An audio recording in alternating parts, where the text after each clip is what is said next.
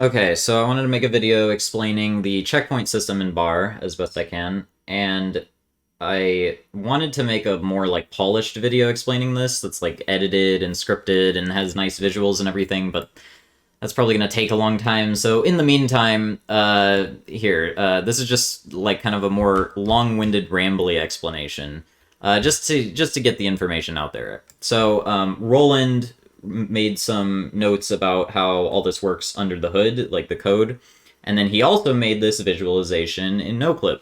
So the visualization you can turn on by clicking track path. So this sort of represents the checkpoint system in bar if you were to like visualize it. So it's basically this big one-dimensional curve that goes through the main road of the whole level. And it's used to kind of keep track of your progress in the level, even if you go off the main road, and I'll explain how that works in a little bit. And you can also turn on these progress values right here, and this shows you a bunch of numbers. It looks complicated. Basically, this tells you how far into the progress track each node is, I guess. So this is 2,530.025 units, which is actually meters. The game calls them meters. So this is 2,500 meters like into the level, basically, if you were to follow the main road. So that's kind of what that means. And I'll go into more detail about that in a bit. It's worth pointing out that we use the word checkpoint a lot, but the checkpoints in this game aren't really points. Like, it's tempting to think of each of these little nodes along the main path as being a checkpoint. That's not quite how it works. In fact, it's better to really think of each checkpoint as being the segment in between two nodes rather than a specific point. So it's really more like a line segment, or that's one way to visualize it anyway. And we actually, just to avoid confusion, we call these PNTs, okay? Or at least that's what Roland called them in his notes. So each of these line segments is a PNT. And that's basically what we'll be talking about instead of using the term checkpoint. We're just going to call them PNTs because it's less misleading, I guess. So a PNT has like a defined length to it, right? And basically this progress track is just made up of a whole bunch of PNTs that are just appended end to end, right? Here's one PNT, and at the end of this PNT, there's the start of another PNT, and at the end of this PNT, there's the start of another PNT. And when you turn on the progress values, what it's showing you here is actually just a measure of the length of every PNT that came before it added together. So 2530.8 or 2530.085 is actually just the sum of the lengths of all the previous PNTs. And that's actually how the game calculates it every frame. So these numbers that are associated with each of these nodes are not actually stored anywhere in the game's like memory or something. They're just calculated on the fly every frame, as far as I know. So the PNTs don't actually have a value, like a progress value, stored in their data or anything like that, as far as I understand it. Now, it may also be tempting to think of the checkpoints as planes. We also tend to talk about checkpoint planes, like, oh, I've crossed this checkpoint plane, or something like that. And there is sort of a visualization of that in NoClip. You can turn on kind of the start of each PNT's, the plane associated with the start of each PNT and the plane associated with the end of each PNT. And then you hover your mouse over it and press C to turn each of these on or off. So when I press C over this node, or anywhere in this PNT, it will show me the start of the PNTs, like a plane associated with the start of the PNT and a plane associated with the end of the PNT.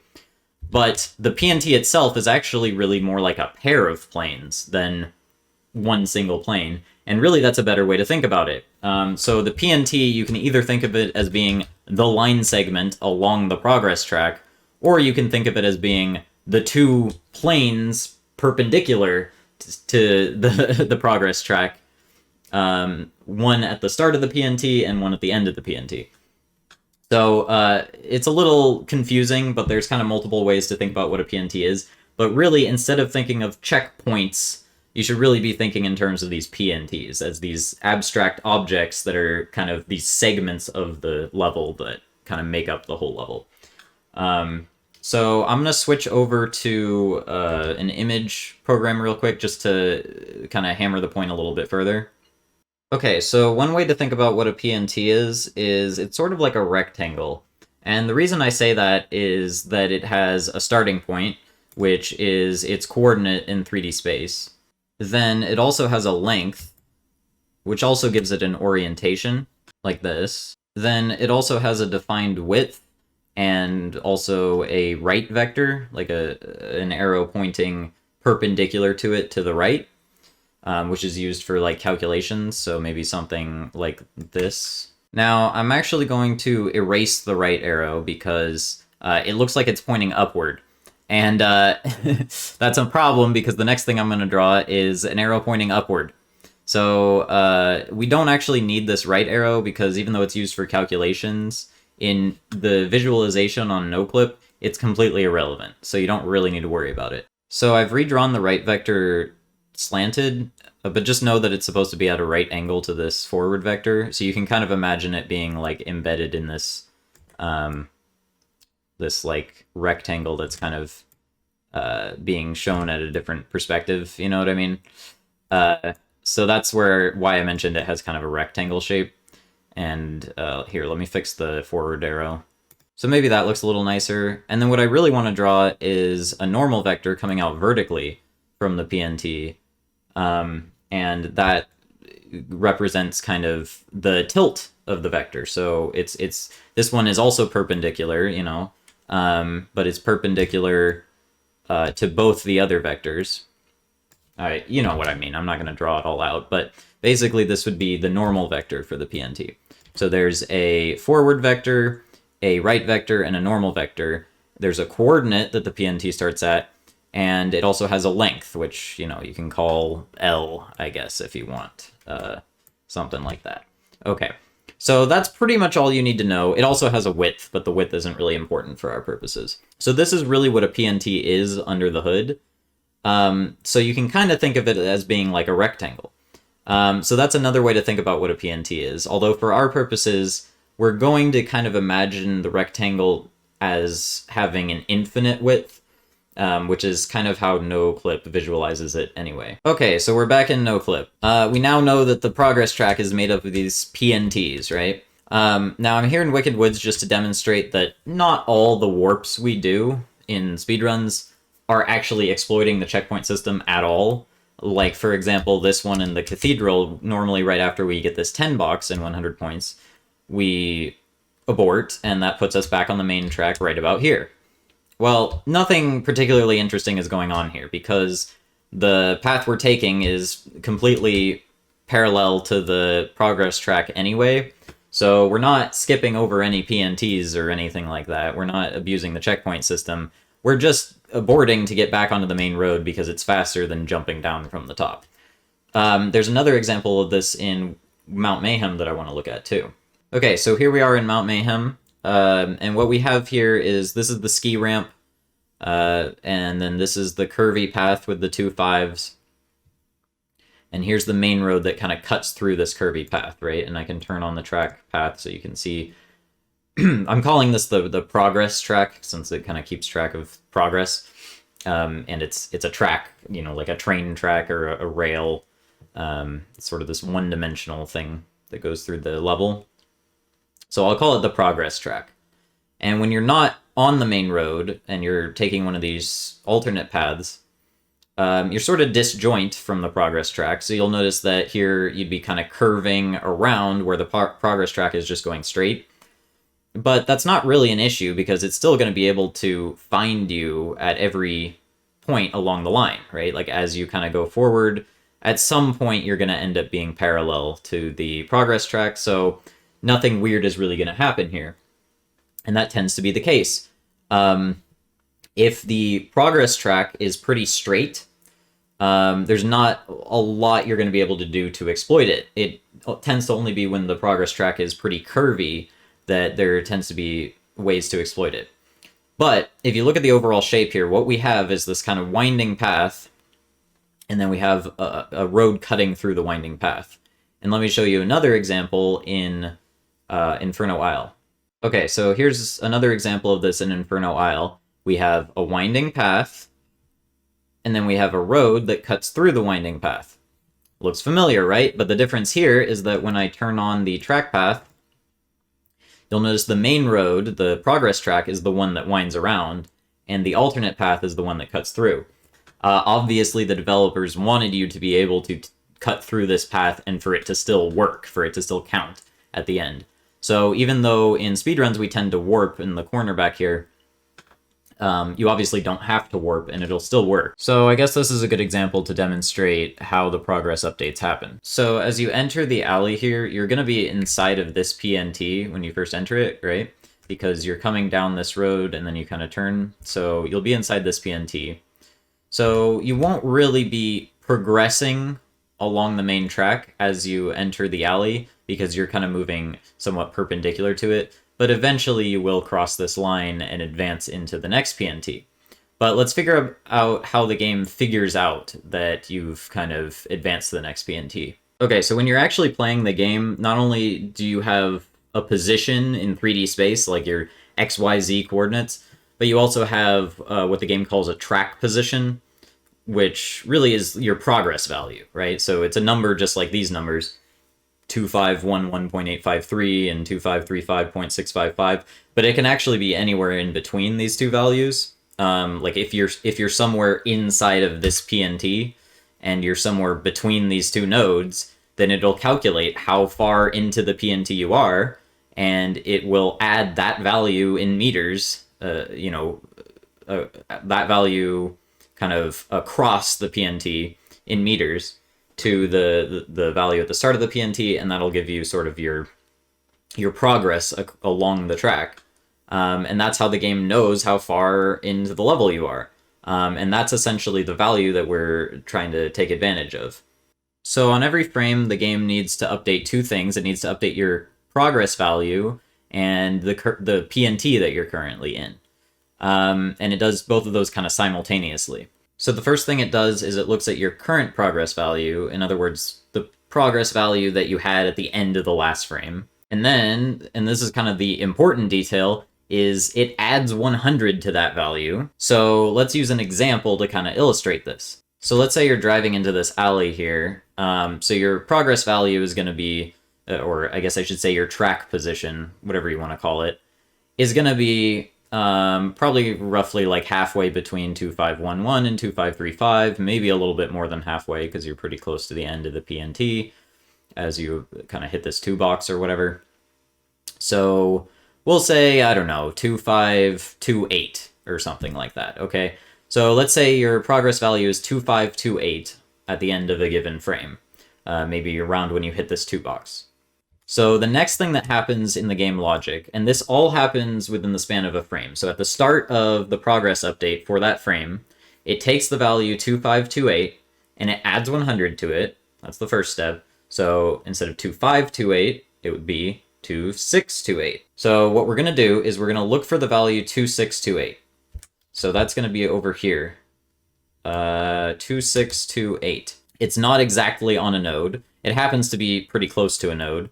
But that doesn't really matter, because now what the game does is it says, okay, 2628.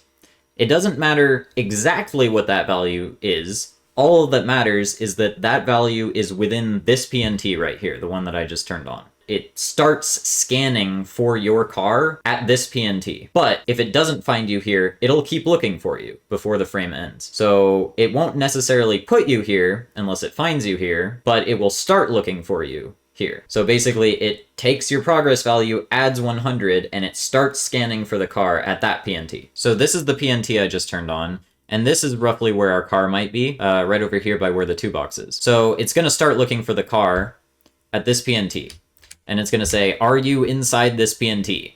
Well, the answer is obviously no. So then it basically asks, okay, are you in front of this PNT or behind it? Because remember, every PNT has an orientation. Basically, it's always going to be pointing forward, right, in the direction of progress. So according to its orientation, we are actually behind this PNT because we are past this plane right here, we are sort of behind the PNT, since our car would be over here somewhere. Since we're behind this PNT, the next place it looks for the car, in the same frame, it's still, this is all happening within one frame. But the next place it's going to look for us is it's going to backtrack one PNT, and it's going to look for us here. And it's going to say, are we inside this PNT? The answer is no. Are we in front of it, or are we behind it? We're behind it. So then it backtracks and looks for us in this PNT. Doesn't find us there, but it backtracks again. Doesn't find us here, so it backtracks again. Doesn't find us here, so it backtracks one more time and it finds us here. So what that basically means is this is the PNT we were already in. We already had a progress value of 2528, and it found us in this PNT again, so nothing special happened on this frame. Now you may have noticed it could have found us inside this PNT instead if we were just a little bit more forward, maybe over where these boxes are. And in that case, during the backtrack, we would have been found here instead, and that matters because if you look at these two PNTs, they overlap over here, which means the same coordinate can correspond to two different progress values depending on which PNT you're in. So as we go a little bit more forward, it will find us inside this PNT instead, and our progress value will go from being something close to 2535, maybe 2530, and it will jump straight to something in this PNT, maybe like 2540. So it might add another 10 units or something in one frame just from crossing this line. But 10 units is pretty insignificant. What we really want is to be able to hop over an entire PNT all at once in a single frame, or maybe even several PNTs. And that's exactly what happens as you approach the end of the alley. So as you approach the end of the alley, you're definitely going to be inside this PNT, but you're going to be getting closer and closer to the end of the PNT. If this plane is the start of the PNT, and this one is the end, then as you get closer to the end of the alley, you'll notice that you're getting closer to this left PNT. And that's mainly because of how it's tilted, and that's why the normal vector that I drew earlier matters. You can actually turn on the normal vectors and the widths by clicking this. Like I said, the widths aren't really important, but the normal vectors tell you exactly how the PNT is tilted. Anyway, so now we're approaching the end of the alley, and maybe as you brush up against the side of this house right here, that's usually where we do the warp, and that's in fact where the interesting stuff happens. So your progress value at that point is going to be close to the end of the PNT, which means it's going to be close to the progress value corresponding to the left side of the PNT right here. So it'll be something like maybe 2556, we'll say. 2556 is what your progress value might be at that point. So we play the same game. 2556 plus 100 is 2656.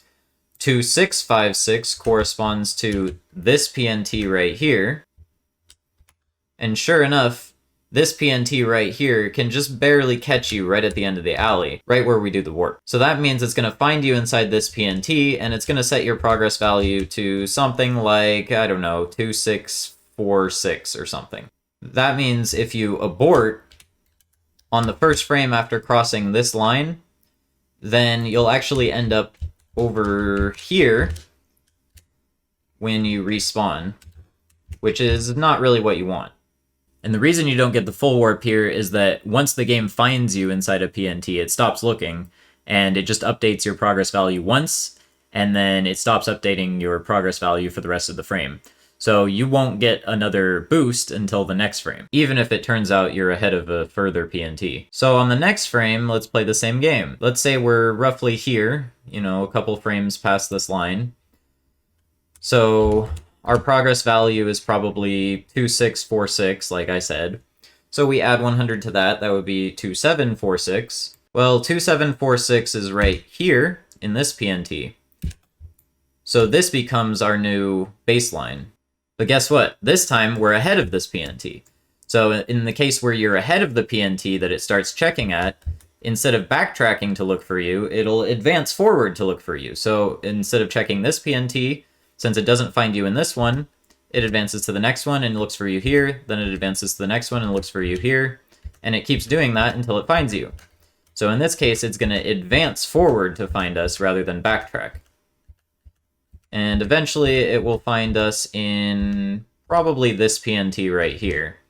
This looks like the one that would capture us. So this PNT would probably give you a value corresponding to roughly 2914 or something like that. And that means if you were to abort on this frame, you'd end up right here, which is also not what you want, so you gotta wait at least one more frame. And then on the following frame, we're gonna play the same game again. 2914 plus 100 is 3014, which is somewhere inside this PNT right here. But it's not going to find us inside this PNT, and it's going to realize we're past this PNT, so it's going to advance to the next one.